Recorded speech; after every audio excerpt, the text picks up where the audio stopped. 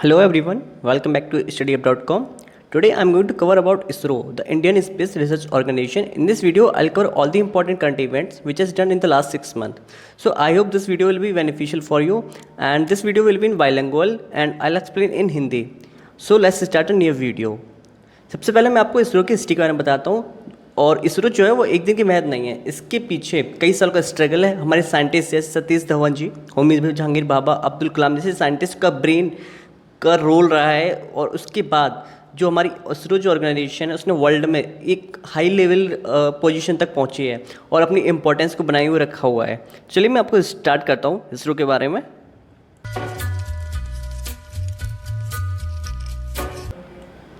इसरो का सफ़र स्टार्ट हुआ था बाइसिकल से और आज हम मून तक जा पहुँचे हैं।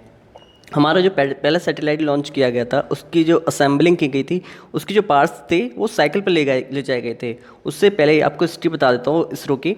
1962 में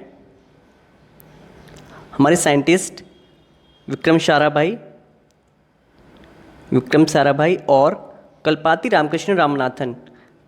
रामकृष्ण रामनाथन इन्होंने मिलकर एक ऑर्गेनाइजेशन बनाई थी। उसका नाम दिया गया था Indian national committee for space research.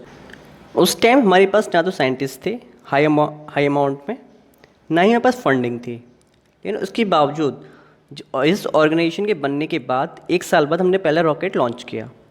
उसके पार्ट्स जो हैं वो बाइसिकल पर ले जाए गए और उसके बाद हम आज 50 साल के बाद हम अपने रॉकेट लॉन्च कर सकते हैं मून तक, सैटर्न तक, वीनस तक। अब चलिए स्टार्ट करते हैं पहली हिस्ट्री। इंडिया का जो पहला रॉकेट लॉन्च था उसको कैसे लॉन्च किया गया।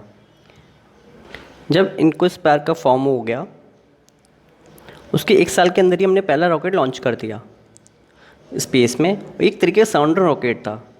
क्या ये था? एक साउंडर रॉकेट। और ये हमने कहाँ छोड़ा गया था? अपर एटमॉस्फेयर में। और इसको छोड़ा था हमने एक Thumba equatorial rocket launching station था। कहाँ पे? केरला में एक स्टेशन था Thumba equatorial rocket launching station. वहाँ से हमने इसको भेजा था और जिसको आज किस नाम से जाना जाता है? विक्रम साराभाई स्पेस सेंटर के नाम से। किस नाम से? विक्रम साराभाई स्पेस सेंटर के नाम से। और इसमें जो मेन साइंटिस्ट थे, जो रॉकेट लॉन्च टीम के जो साइंटिस्ट थे, उनका नाम था doctor APJ Abdul Kalam. Okay. और ये रॉकेट लॉन्च किया गया था 21 नवंबर 1963 को। और किसकी प्रेजेंस में? होमी जहांगीर बाबा की प्रेजेंस में इस रॉकेट को लॉन्च किया गया था। उसके बाद इंडिया ने अपना पहला सैटेलाइट लॉन्च किया। पहले सैटेलाइट लॉन्च किया गया था अप्रैल 1975 को। इसको छोड़ा था एक रसिया की एजेंसी थी, उसके द्वारा इसको छोड़ा गया था। उसका नाम था सोवियत कॉस्मोस 3 रॉकेट। इस रॉकेट से हमने पहला सैटेलाइट लॉन्च किया था और ये इंडिया ने खुद डिज़ाइन किया था। फैब्रिकेट भी कहाँ हुआ था? इंडिया में ही। और उसका नाम दिया गया था आर्यभट्ट। ये इंडिया का पहला सैटेलाइट था। उसके बाद बात करते हैं इंडिया का first Indian made rocket launch जो इसरो ने किया था। उसके बाद इंडिया ने अपने एक सैटेलाइट लॉन्च व्हीकल बनाने की सोची। ये इंडिया का पहला था। इसमें इसका वेट जो था वो 17 टन और इसमें कैपेसिटी जो थी वो थी 40 kg पेलोड ले जाने तक की कैपेसिटी थी, वो भी लोअर अर्थ के ऑर्बिट तक। कहाँ था? लोअर अर्थ के ऑर्बिट तक।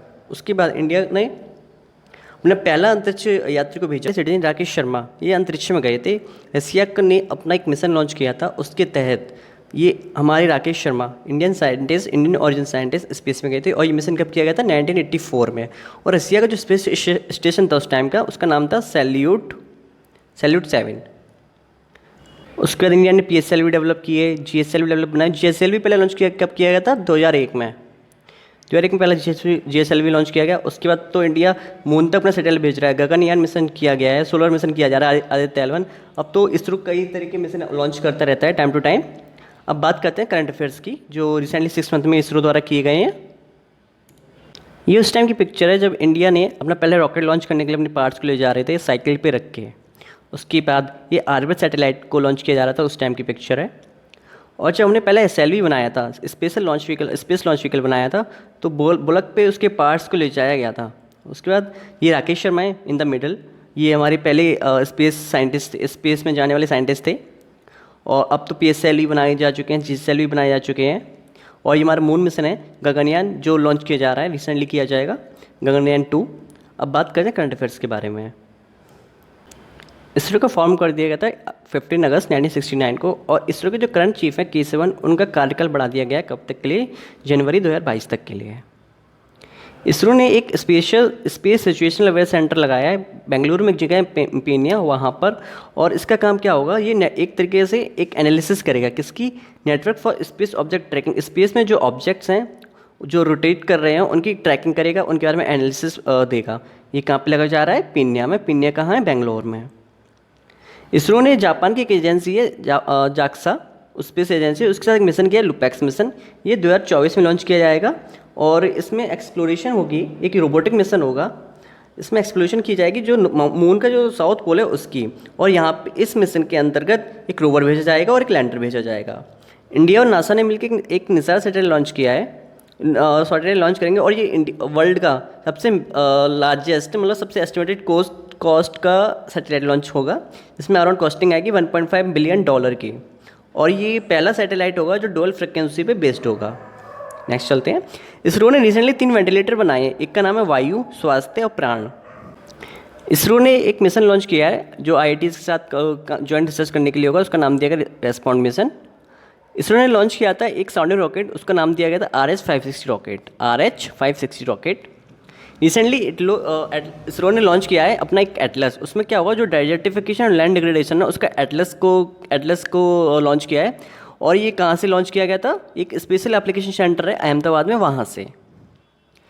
एक प्रोग्राम चल रहा है डीप ओशन मिशन, उसके अंतर्गत इंडिया ने एम किया है कि वो 100 बिलियन की इकोनॉमी जनरेट करेंगे, किसके थ्रू, जो डीप ओशन मिशन है उसके थ्रू, उसमें ओशन में एक्सप्लोरेशन करके।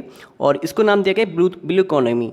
और ये मिशन कब तक चलेगा, इसमें 2021 से 22 तक का जो बजट एलोकेट किया गया है 5 साल के लिए, उसमें अराउंड 4000 करोड़ स्पेंड किए जाएंगे। सिरसा बांडला ये रिसेंटली न्यूज़ में इसलिए आई क्योंकि इंडियन ऑरिजिन सेकंड साइंटिस्ट हैं जो स्पेस में जा रही हैं।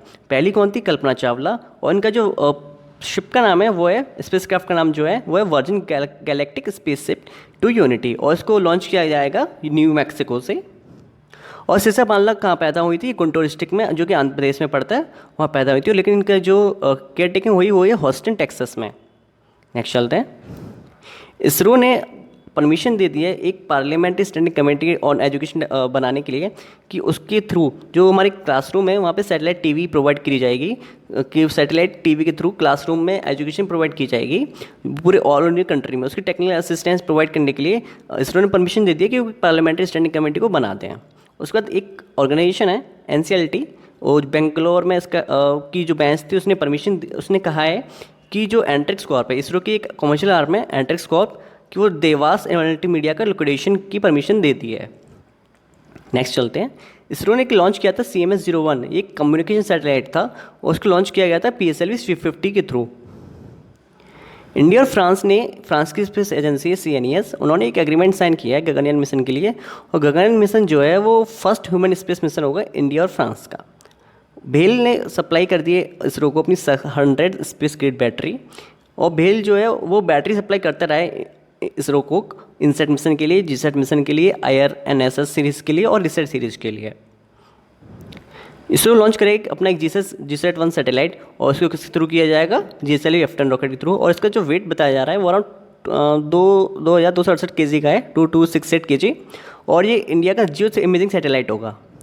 और फिर रिसेंटली जनवरी या फरवरी में लॉन्च किया गया था Amazonia-1, ये ब्राज़ील का सैटेलाइट था, एक अर्थ ऑब्जर्वेशन सैटेलाइट था। और किसके थ्रू किया गया था, PSLV-51 के थ्रू। इसमें इंडिया के 5 बच्चों ने एक सैटेलाइट बनाया था, उसको नाम दिया गया था यूनिटी सैट करके, उसको भी लॉन्च किया गया था। नेक्स्ट चलते हैं। एक स्पेस टेक्नोलॉजी इंक्यूबेशन सेंटर लगाया गया है, कहाँ पे, NIT नागपुर में, भोपाल में और राउरकेला में। IIT मद्रास का जो इंक्यूबेशन स्पेस टेक स्टार्टअप है गैलेक्सी आई, उसने फंड कलेक्ट करना स्टार्ट कर दिया है। और इसमें काम क्या होगा, ये स्ट्रेंथ करेगा, बिल्ड रोबस्टिंग टेक्नोलॉजी इंफ्रास्ट्रक्चर को डेवलप करेगा, एक प्रोडक्ट डेवलपमेंट में काम करेगा, और एक वर्ल्ड क्लास टीम बनाने में हेल्प करेगा। और उसकी वजह से जो स्पेस का जो इंफ्रास्ट्रक्चर है और स्पेस की जो ग्रोथ है उसमें हेल्प करने में ये IIT मद्रास का स्टार्टअप है वो हेल्प करने वाला, उसका नाम क्या दिया गया, गैलेक्सी आई। इसरो ने लॉन्च कर दिया अपना स्मॉल सैटेलाइट लॉन्च व्हीकल। और उससे पहले जो इंडिया के जो लॉन्च व्हीकल थे, एक था SLV-3, ASLV, PSLV, GSLV MK3। और GSLV MK3 को हम बाहुबली रॉकेट भी बोलते हैं। एलजीसैट एक सैटेलाइट लॉन्च किया था, एक 3U क्यूब सैटेलाइट है, और इसमें भगवत गीता, PM मोदी का फोटोग्राफ और अराउंड 25 इंडिविजुअल्स के नाम को स्पेस में भेजा गया। इसका नाम एस डी सेट किसके नाम पर दिया गया है, जो इसरो के प्रोफेसर थे सतीश धवन उनके नाम पर, और इसको लॉन्च किया गया था PSLV 351 के थ्रू। ये इसलिए कॉमन नेम की पीपल पे सैटेलाइट का नेम इसलिए दिया जा रहा है कि लोगों में अवेयरनेस हो और स्पेस के प्रति क्यूरियोसिटी ज़्यादा जागरूक हो। नेक्स्ट चलते हैं।